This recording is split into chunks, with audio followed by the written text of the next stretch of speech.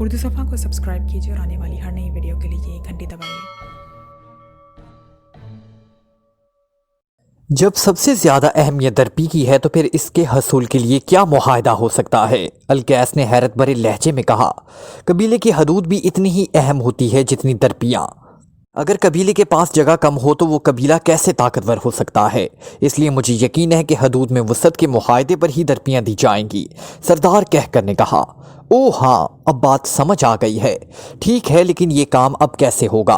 तुम सरदार खिजाला से बात करो, वो मानता भी है या नहीं? अलकैस ने कहा। मैं अभी करता हूँ, सरदार कहकर ने कहा और अपनी जगह से गायब हो गया। अलकैस ने बेइख्तियार एक तवील सांस लिया। वैसे उसे यकीन था कि सरदार कहकर ने कुछ सोचकर ही ये शर्त लगाई होगी, इसलिए वो खुद भी सरदार खिजाला को रजामंद कर लेगा। और उसे ये भी यकीन था कि चंडोल की बताई हुई इस तरकीब पर अमल करने से वाकई ही ये इमरान हलाक हो सकता है, इसलिए वो हर लिहाज से मुतमईन था कि इस बार वो कामयाब रहेगा। चार्टर्ड त्यारा अपनी पूरी रफ्तार से मिस्र की तरफ चला जा रहा था। त्यारे में इमरान के साथ टाइगर, जोसेफ और जवाना मौजूद थे। उन्हें पाकिशा से फ्लाई किए हुए अभी थोड़ी ही देर हुई थी, लेकिन इमरान त्यारे की हवा में बुलंद होते ही अपने पसंदीदा शुगल में मसरूफ हो गया और वो त्यारे की निशिस्त से सर टिकाए आंखें बंद किए सो रहा था। वो इसके खराटे एक खास तसलसल से जारी थे। उसके साथ वाली सीट पर टाइगर बैठा एक रिसाला पढ़ने में मसरूफ था। टाइगर और जवाना मुसलसल उन्हीं के बारे में सोच रहे थे। जोसेफ, क्या तुमने जिन्नात देखे हैं? जवाना ने जोसेफ से मुखातिब होकर पूछा। नहीं, जोसेफ ने बड़े सादा से लहजे में जवाब देते हुए कहा। तो तुम्हें इस बारे में तजस्सुस नहीं है? मैं तो मुसलसल सोच रहा हूं कि ये मखलूक कैसी होगी, किस तरह रहती होगी। जवाना ने कहा। जब वो हमें नज़र ही नहीं आ सकते तो हमें क्या ज़रूरत है इनके बारे में सोचने की? और बॉस ने बताया है कि जब भी वो इंसानों को नज़र आएंगे तो इंसानों के रूप में ही नज़र आएंगे, तो फिर इनको देखने का तजस्सुस कैसा? जोसेफ ने बड़े फुलसिफियाना लहजे में कहा। मास्टर ने बताया है कि वो इनकी बस्ती में हो आए हैं, और मास्टर जो तफसील बताई है वो इंतहाई हैरत अंगेज़ है कि जब मास्टर वहाँ गए तो खाली मैदान मकानात गलियों और सड़कों में तब्दील हो गए, और जब मास्टर वापस आए तो वो फिर खाली मैदान बन गए। फिर मास्टर वहाँ घूमते रहे, लेकिन ना किसी जिन से टकराए और ना कोई रुकावट हुई। ये किस किस्म की बस्ती होगी? जवाना ने कहा। होगी किसी तरह की, जिन जाने और बॉस जाने, जोसेफ ने अदम दिलचस्पी का इजहार करते हुए कहा। वैसे जवाना, बॉस की ये बातें सुनकर मुझे मालूम हुआ है कि हवाई किला किसे कहते हैं। ऐसे ही किले होते हैं जिसे हवा के बने हुए हों, जैसे ये खला की आबादी होती है, टाइगर ने कहा। लेकिन मास्टर तो वहाँ खुद गया था, वहाँ कुर्सी पर बैठा, दरवाज़ा भी खोला और बंद किया गया। मास्टर ने जाहिर है हाथ भी लगाया होगा और मशरूब भी पिया। अगर ये सब कुछ हवाई था तो फिर ये ठोस कैसे हो गया? हवा ठोस कैसे हो सकती है? जवाना ने कहा। हमारी तुम्हारी ज़ुबान में जिन्नात और भूत प्रेत को भी हवाई मखलूक कहा जाता है, इसलिए उनकी आबादी भी हवाई होती होगी, टाइगर ने कहा। हम इस वक्त जिस चीज़ पर बैठे हैं ये भी हवाई है। अब बताओ, ये ठोस है या नहीं?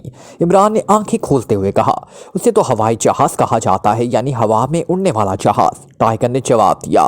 जहाज़ फारसी ज़ुबान का लफ्ज़ है, इसका असल मतलब बड़ा और वसी होता है।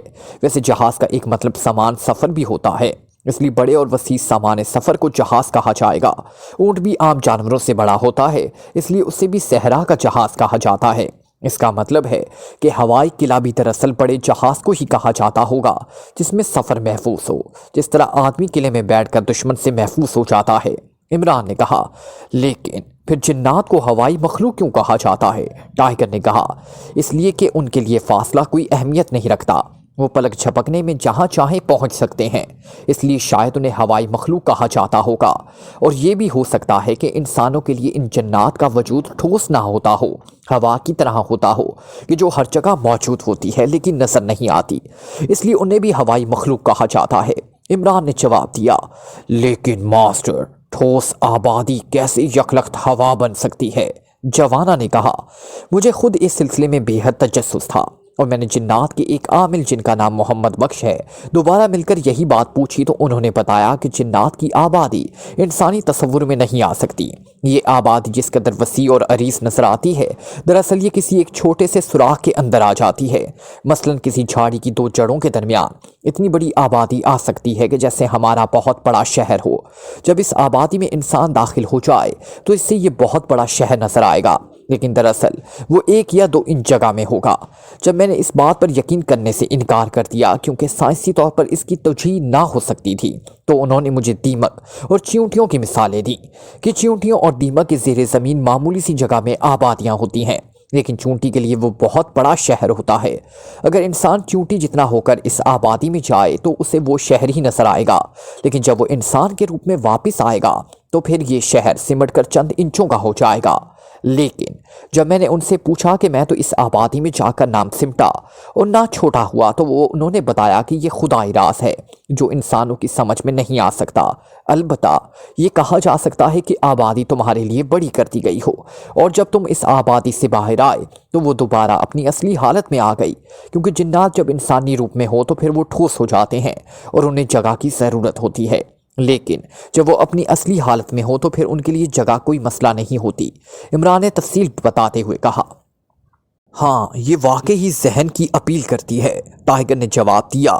لیکن پھر اس سے پہلے کہ عمران کو جواب دیتا، اچانک سائیڈ سیٹ پر ایک وجود نظر آنے لگا اور عمران سمیت سب نے چونک کر اسے دیکھا۔ دوسرے لمحے وہ مڑا تو عمران یہ دیکھ کر حیران رہ گیا، یہ سردار اکتاش تھا۔ سردار اکتاش تم؟ عمران نے کہا۔ ہاں عمران صاحب، مجھے اس انداز میں یہاں آنا پڑا ہے کہ مجھے ابھی آپ کے بارے میں ایک اہم اطلاع ملی ہے جو میں آپ تک پہنچانا چاہتا ہوں، سردار اکتاش نے کہا۔ سردار اکتاش کا نام سن کر ہی ٹائیگر، جوزف اور جوانا تینوں انتہائی حیرت اور تجسس بھرے انداز میں اسے دیکھ رہے تھے، کیونکہ عمران انہیں پہلے ہی سردار اکتاش سے اپنے ساتھیوں کا تعارف کرایا، جو سردار اکتاش نے ان سب کا اس مشن میں کام کرنے پر اپنے قبیلے کی طرف سے شکریہ ادا کیا۔ ٹائیگر تم سائیڈ سیٹ پر بیٹھ جاؤ اور سردار اکتاش کو یہاں بیٹھنے دو، عمران نے ٹائیگر سے کہا تو ٹائیگر سر ہلاتا ہوا اٹھا اور سائیڈ سیٹ پر جا کر بیٹھ گیا۔ عمران صاحب، مجھے اطلاع ملی ہے کہ القیس نے آپ کی ہلاکت کے لیے ایک بہت گہرا اور پیچیدہ منصوبہ بنایا ہے، سردار اکتاش نے کہا۔ کیسا منصوبہ؟ عمران نے مسکراتے ہوئے پوچھا۔ القیس نے آپ سے مقابلے کے لیے ایک جن قبیلے خجالہ کے سردار خجالہ کو تیار کیا ہے۔ دراصل خجالہ قبیلے کے ایک قریب ایک جن قبیلہ کارو کوش رہتا ہے۔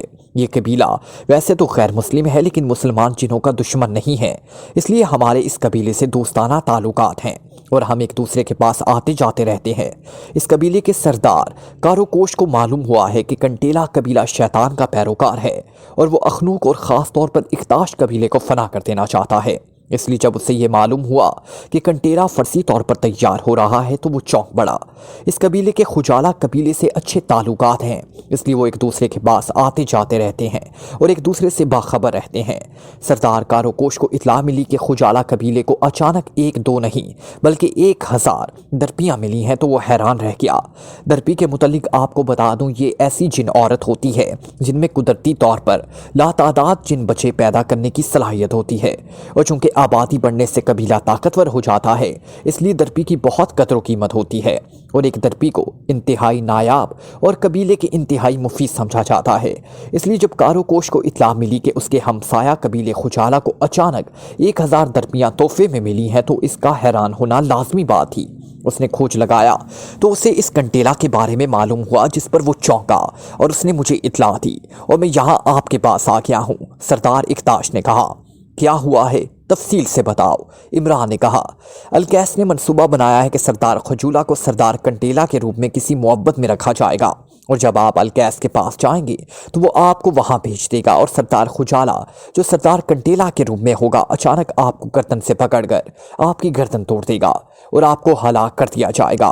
یہ منصوبہ اس لیے بنایا گیا ہے کہ سردار کنٹیلا تو چونکہ شیطان کا پیروکار ہے اس لیے وہ آپ پر براہ راست حملہ نہیں کر سکتا، لیکن خجالہ چونکہ نہ مسلم اور نہ اس کا کسی مذہب سے تعلق ہے اس لیے وہ آپ کو آسانی سے ہلاک کر دے گا اور آپ اس لیے مطمئن ہوں گے کہ سردار کنٹیلا شیطان کا پیروکار ہونے کی وجہ سے آپ پر حملہ نہیں کر سکتا، سردار اکتاش نے کہا۔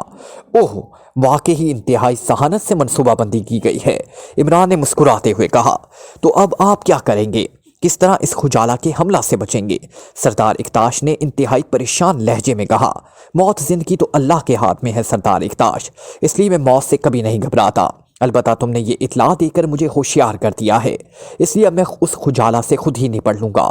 لیکن تم مجھے یہ بتاؤ کہ اگر میں اس سردار خجالہ پر قابو پا لوں تو اس سے کیا فائدہ اٹھا سکتا ہوں؟ عمران نے کہا۔ کس قسم کا فائدہ؟ سردار اکتاش نے چونک کر کہا۔ کیا اس سردار خجالہ کے ذریعے اس کنڈیلا کو فنا کیا جا سکتا ہے؟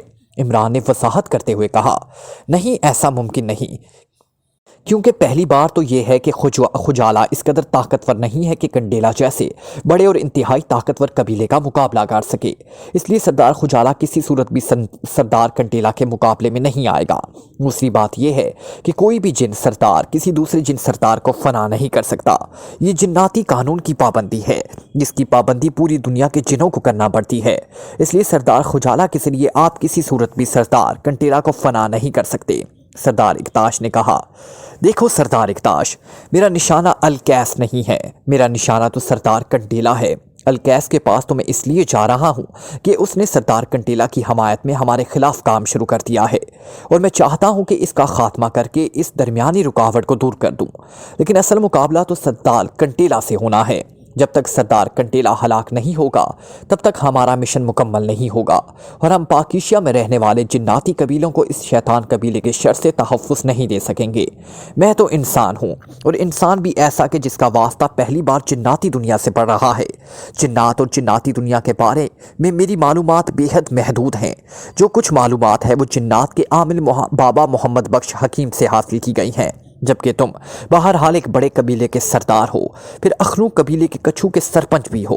ہم یہ جنگ اپنے لیے نہیں کر رہے ہیں بلکہ مسلم جنات کے تحفظ کی خاطر کر رہے ہیں، اس لیے اس کام میں ہماری مدد کرنا تم پر فرض ہے۔ تو مجھے تفصیل سے بتاؤ کہ کسی بھی سردار جن کو کس طرح فنا کیا جا سکتا ہے، اس کا کیا طریقہ ہوتا ہے تاکہ میں سردار کنڈیلا پر براہ راست ہاتھ ڈال سکوں۔ عمران نے انتہائی سنجیدہ لہجے میں کہا، ہم آپ کے اور آپ کے ساتھیوں کے انتہائی مشکور ہیں عمران صاحب کہ آپ ہمارے لیے سب کچھ کر رہے ہیں۔ جہاں تک اس بات کا تعلق ہے کہ میں آپ کو وہ راز بتاؤں جن سے جنات یا جن کے سرداروں کو فنا کیا جا سکتا ہے، تو ایسا ممکن نہیں۔ یہ بات ہمارے جناتی قانون کے خلاف ہے اور اس کی انتہائی سخت سزا ہے، اور جنات دوسرے جنات کے خلاف کسی غیر جناتی مخلوق کو یہ راز نہیں بتا سکتے۔ البتہ جس طرح آپ کو بابا محمد بخش حکیم نے معلومات باہم پہنچائی ہیں، اس طرح دوسرے جناتی عامل بھی آپ کو یہ معلومات مہیا کر سکتے ہیں۔ وہ چونکہ انسان ہیں اس لیے ان پر جناتی قانون لاگو نہیں ہوتا۔ سردار اکتاش نے کہا، ٹھیک ہے، پھر آپ ایسا کوئی آدمی بتائیں جو اس سلسلے میں درست اور حتمی معلومات مہیا کر سکے، اور ہو بھی نیک آدمی۔ عمران نے کہا، ہاں، مصر میں ایسے 2 آدمی ہیں جو جنات کے معروف عامل ہیں۔ ان کے قبضے میں بھی بے شمار غیر مسلم جن ہیں، لیکن وہ اپنی مرضی کے مالک ہیں، لیکن مجھے امید ہے کہ وہ آپ کو انکار نہیں کریں گے۔ سردار اکتاش نے کہا، کیا نام ہے ان کا؟ عمران نے پوچھا۔ ان میں ایک آدمی تو غیر مسلم ہے، اس لیے تو وہ لامحالہ آپ کی مدد نہیں کرے گا، جبکہ دوسرا مسلمان ہے اور روحانیت میں بھی ان کا ایک خاص مقام ہے۔ اس کا نام ابو عباس ہے۔ وہ مصر کے دارالحکومت قاہرہ کے قدیم اور گنجان آباد علاقے میں رہتا ہے اور مصر کے فوجی چھاؤنی میں مالی کا کام کرتا ہے۔ اس محلے کا نام افالیہ ہے۔ وہاں کسی سے بھی پوچھ لیں تو آپ کو ابو عباس کا مکان بتا دیا جائے گا۔ 2 دن کے وقت تو وہ مالی کا کام کرے گا، لیکن رات کو اپنے مکان میں اپنے قبضے میں موجود جنات کی مدد سے لوگوں کے مسائل حل کرنے کی کوشش کرتا ہے۔ انتہائی نیک اور ایماندار آدمی ہے۔ سردار اکتاش نے کہا، اس اطلاع کے لیے شکریہ، لیکن یہ بات بھی تو تم بتا ہی سکتے ہو کہ جنات کو یہ لوگ کس طرح اپنے قبضے میں کرتے ہیں اور ایسا کیوں ہوتا ہے؟ عمران نے کہا تو سردار اکتاش بے اختیار مسکرا دیے۔ انسانوں کی طرح جنات کے بھی بے شمار قبیلے ہیں، ان کے سرشت بھی ایک دوسرے سے علیحدہ ہوتی ہے اور ان کے مذہب بھی علیحدہ۔ اس طرح ان کے سوچنے کا انداز اور رہن سہن بھی ایک دوسرے سے مختلف ہوتا ہے۔ جس طرح بعض انسانوں کی یہ خواہش ہوتی ہے کہ وہ جنات پر قابو پا کر دوسرے انسانوں کی نسبت زیادہ اختیارات اور تصرفات کے مالک ہو جائیں، اس طرح بعض جنات میں بھی یہ خواہش ہوتی ہے کہ وہ انسانوں کو قبضے میں کر کے ان سے ایسے کام لے جس سے جنات میں اس کا تشخص بڑھ جائے۔ اور چونکہ انسان کا ذہن جن کے ذہن سے زیادہ طاقتور ہوتا ہے، اس لیے جنات ایسے انسانوں کے ذریعے اپنے خصوصی مقاصد حاصل کرنے کی کوشش کرتے ہیں۔ لیکن انسان جن سے اشرف المخلوق ہے، اس لیے جنات کے انسانوں پر قبضہ کرنے کی کوشش زیادہ تر ناکام ہو جاتی ہے، اور انسان کے بعض اوقات جنات پر قبضہ کرنے کی کوشش کامیاب ہو جاتی ہے۔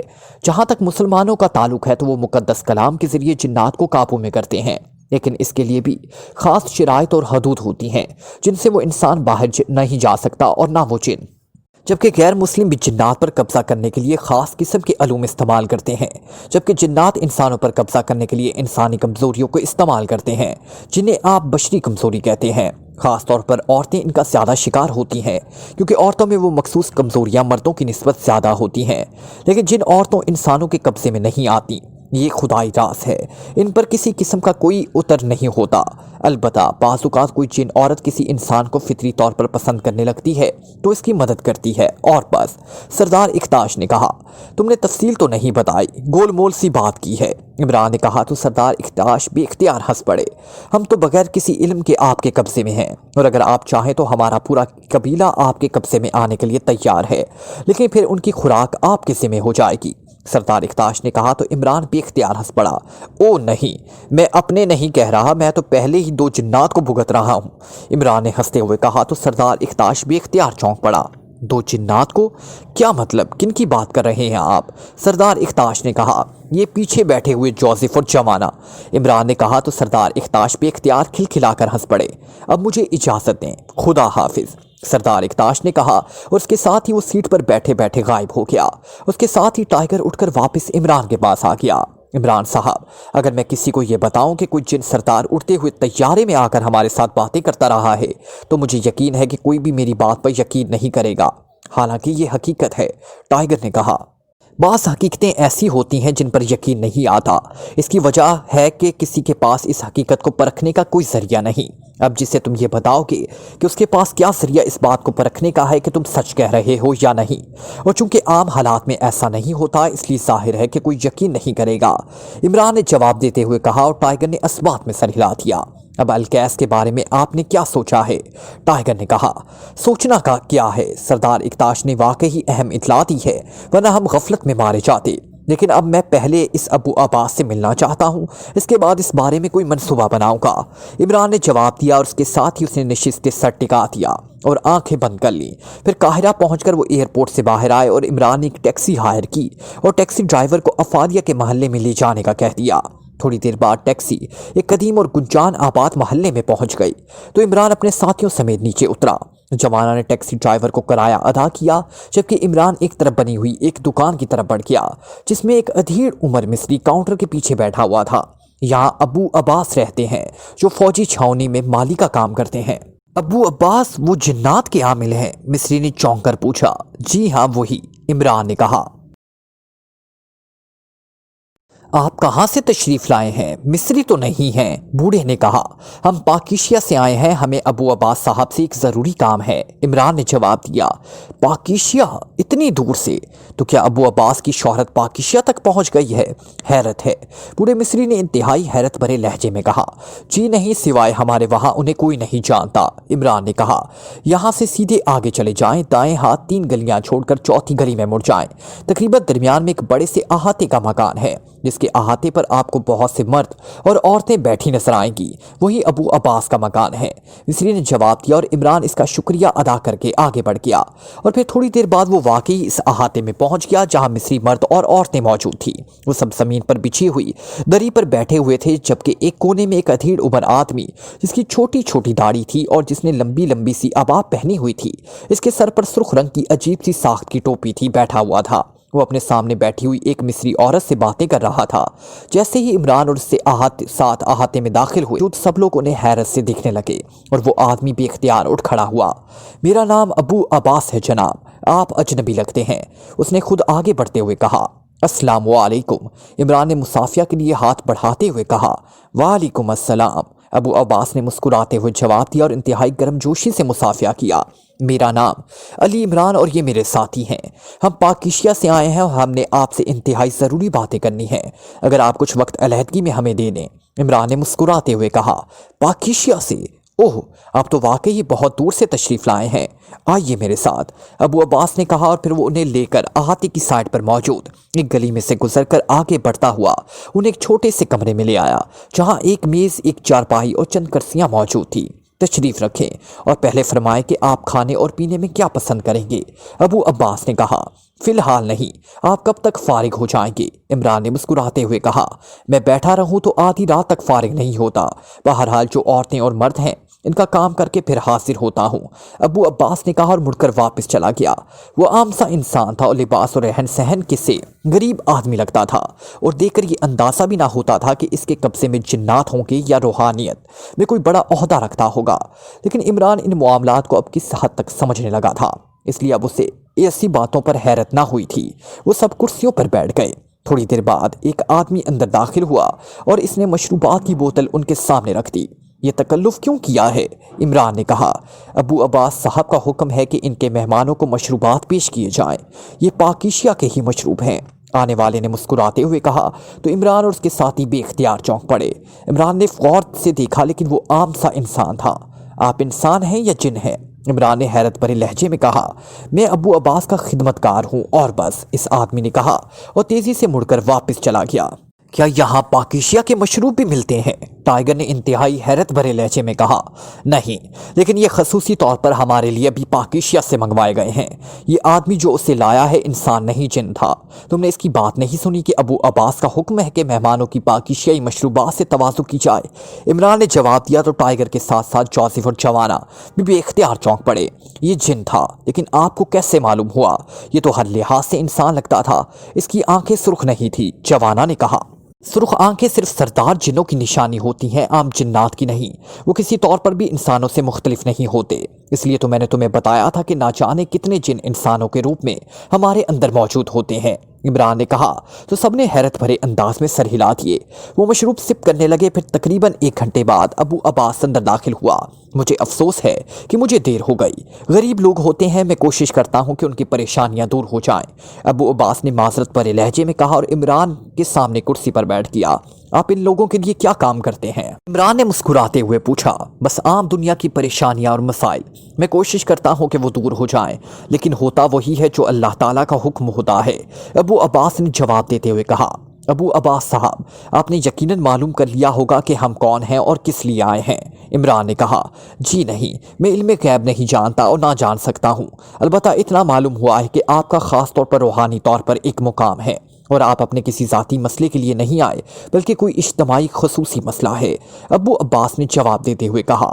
پاکیشیا میں مسلمان جنات کا ایک قبیلہ ہے جس کا نام اختاش ہے، اور جو مسلمان جنوں کے بہت سے قبائل کے مجموعے اخنوق کا ایک حصہ ہے۔ سردار اختاش اخنوق قبیلے کی مرکزی کونسل جسے کچھو کہتے ہیں اس کے سرپنچ ہیں۔ مصر کے صحرا میں جنات کا ایک قبیلہ رہتا ہے جسے کنٹیلا کہا جاتا ہے۔ اس کا سردار کنٹیلا بےحد شاطر، تیز اور مسلم دشمن ہے۔ یہ سردار کنٹیلا اور کنٹیلا قبیلہ شیطان کا پیروکار ہے، اور اس کی کوشش ہے کہ کسی طرح پاکیشیا کے جنات یا تو مرتد ہو جائیں یا پھر فنا ہو جائیں۔ قبیلہ اپنی شیطانی حرکات کی وجہ سے تقریباً کامیابی کی قریب پہنچ چکا ہے، اور اس پر سردار اختاش کو تشویش ہوئی تو اس نے پاکیشیا میں رہنے والی ایک روحانی شخصیت سید چراغ شاہ صاحب سے رجوع کیا۔ شاہ صاحب نے پہلے بھی شیطان کی سفلی سطح کا ایک کام مجھ سے کرایا تھا، اس لیے انہوں نے سردار اختاش کو میرے پاس بھجوا دیا، لیکن میں چونکہ جنات کے بارے میں کچھ نہیں جانتا تھا اس لیے میں نے معذرت کر لی۔ لیکن ادھر سردار کنٹیلا کو اطلاع مل گئی تو بڑے شیطان نے میری ہلاکت کے لیے کام شروع کر دیا، اور یہاں اس نے ایک آدمی الکیس کو اس کام پر مامور کیا۔ الکیس نے مجرم گروپ کے ذریعے مجھے ہلاک کرانے کی کوشش کی، لیکن وہ ناکام رہا۔ سید چراغ شاہ صاحب عمرے پر گئے ہوئے ہیں، اس لیے ان سے ملاقات نہ ہو سکی۔ مجھے جنات کے بارے میں کچھ علم نہ تھا، اس لیے پاکیشیا میں جنات کے ایک عامل ہیں جن کا نام بابا محمد بخش حکیم ہے۔ میں ان سے ملا، انہوں نے مجھے اس بارے میں چند معلومات مہیا کی، لیکن مجھے بنیادی طور پر وہ معلومات نہ مل سکی۔ چنانچہ میں نے سوچا کہ جب تک سید چراغ شاہ صاحب عمرے سے واپس نہیں آتے میں اس الکیس کے خلاف کام کروں، کیونکہ وہ بہرحال انسان ہے۔ چنانچہ اپنے ساتھیوں سمیت چارٹرڈ طیارے میں سردار اختاش آ گئے۔ انہوں نے مجھے اطلاع دی کہ الکیس نے میری ہلاکت کے لیے کسی خجالہ قبیلے کے سردار خجالہ کو تیار کیا ہے، لیکن میرا مشن چونکہ سردار کنٹیلا کے خلاف ہے، اس لیے میں نے سوچا کیوں نہ کھل کر براہ راست کنٹیلا کے خلاف کام شروع کر دوں۔ لیکن مجھے یہ معلوم نہیں ہے کہ کس جن کو کس طرح فنا کیا جاتا ہے، اور خاص طور پر سردار جن کو، اور پھر اس کے قبیلے سے کیسے مجھے اور میرے ساتھیوں کو تحفظ ملے گا۔ صرف اتنا معلوم ہوا ہے کہ مقدس کلام آیت الکرسی پڑھنے سے جنات کی شر سے محفوظ رہ سکتا ہوں، لیکن میں اب ہر لمحے ہر وقت تو اسے نہیں پڑھ سکتا، اور پھر مجھے جنوں اور انسانوں کے درمیان فرق بھی معلوم نہیں ہے۔ میں نے سردار اختاش سے معلومات حاصل کرنی چاہی تھی۔ سردار اختاش نے کہا جناتی قانون کی وجہ سے وہ یہ راز کسی انسان کو نہیں بتا سکتے، چنانچہ میری درخواست پر انہوں نے آپ کا حوالہ دیا اور میں اپنے ساتھیوں سمیت آپ کے پاس آ گیا۔ عمران نے تفصیل بتاتے ہوئے کہا، بہت دلچسپ مشن ہے آپ کا، بے حد دلچسپ، لیکن انتہائی کٹھن اور تقریباً ناممکن ہے۔ کمزور قسم کے جنوں کو تو قابو میں کیا جا سکتا ہے اور انہیں فنا بھی کیا جا سکتا ہے، لیکن کسی بڑے قبیلے کے سردار اور قبیلہ میں شیطان کا پیروکار ہو، اسے فنا کرنا بہت مشکل اور کٹھن ہے۔ ابو عباس نے جواب دیا، آپ مجھے پہلے یہ بتا دیں کہ جنات اور انسان میں کیسے فرق کر سکتا ہوں؟ مطلب ہے جب انسان کے روپ میں سامنے آئیں تو میں انہیں کیسے پہچان سکتا ہوں کہ وہ جنات ہیں یا انسان، کیونکہ بظاہر تو مجھے ان میں کوئی فرق نظر نہیں آتا۔ عمران نے کہا، عمران صاحب میں آپ کو کوئی ایسا کلیہ تو نہیں بتا سکتا کہ آپ 2 + 2 4 کر کے فوراً جن اور انسان کے فرق کو پہچان لیں۔ البتہ آپ کو ایک ایسا تعویذ دیا جا سکتا ہے جسے آپ کی وہ مخصوص حص کام کرے گی جو ان میں فرق کر سکے گی، لیکن یہ کام آپ کے ساتھ کیا جا سکتا ہے، آپ کے ساتھیوں کے ساتھ نہیں۔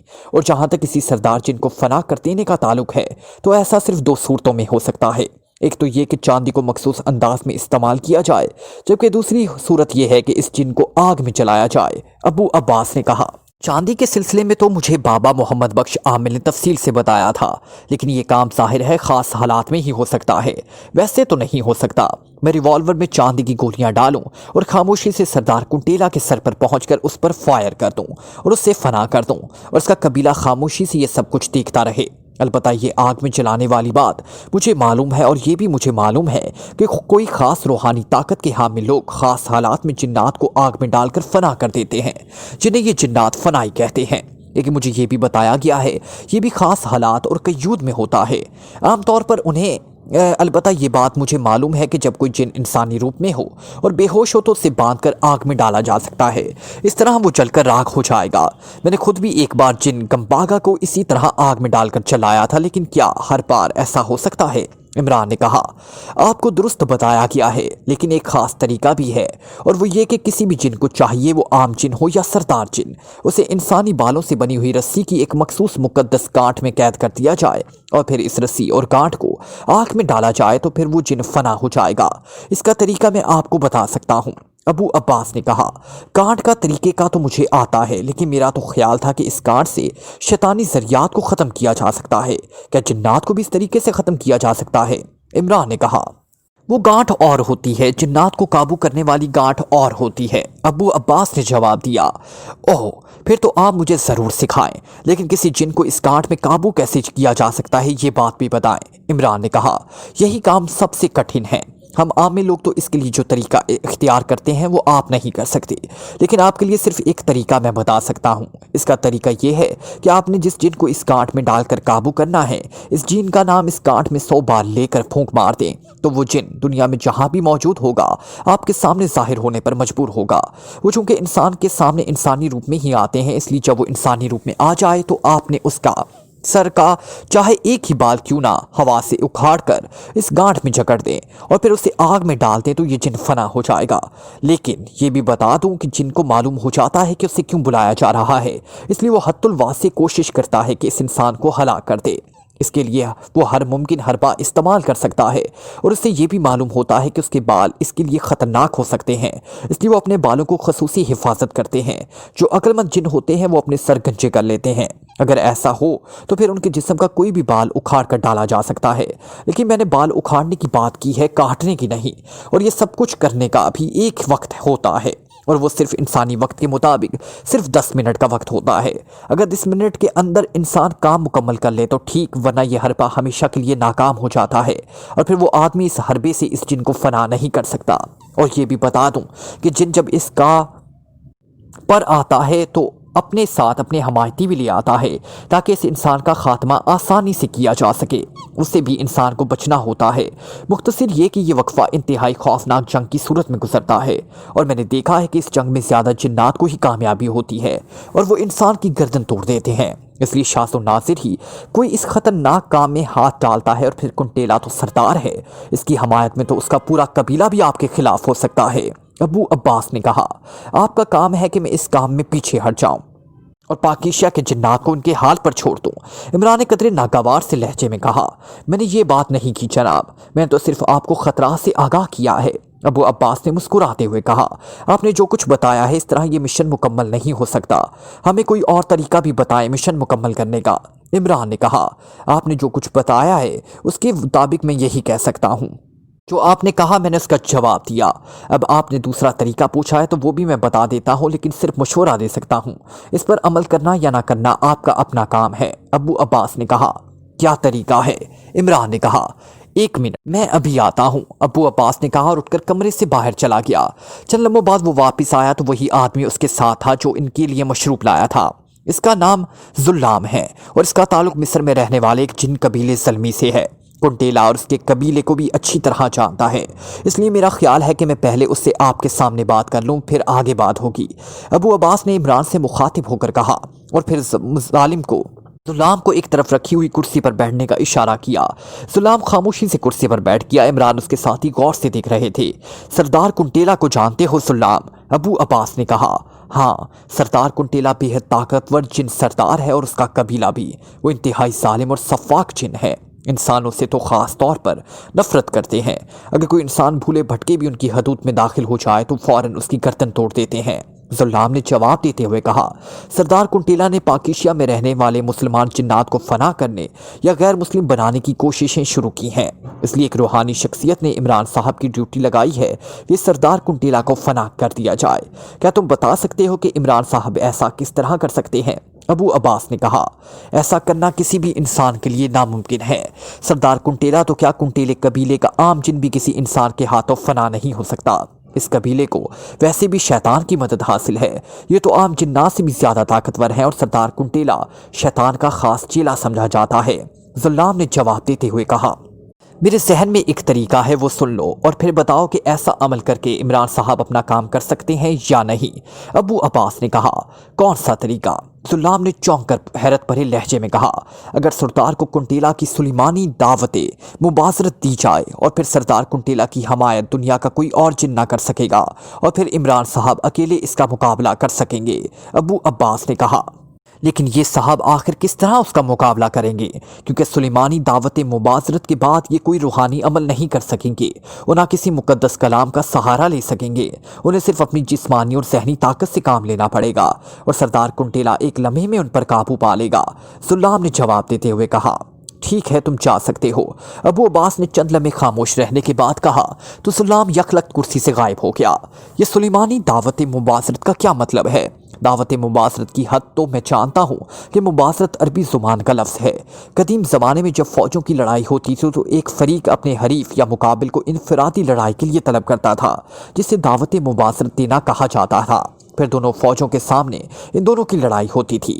इसलिए दावत मुबाशरत से तो यही बात समझ में आई कि मैं सरदार कुंटेला को इनफरादी लड़ाई की दावत दूँ और फिर इससे इनफरादी लड़ाई लड़ूँ। मैं भी कोई हमायत ना कर सके और उसकी भी कोई हमायत ना कर सके। लेकिन सुलेमानी दावत मुबाशरत का क्या मतलब हुआ? इमरान ने खुद ही दावत मुबाशरत के सिलसिले में तफसील से बात करते हुए कहा,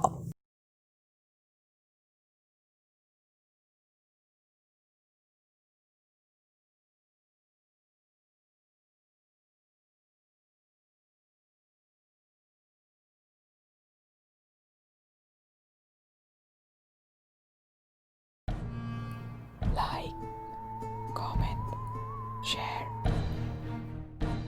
press the bell icon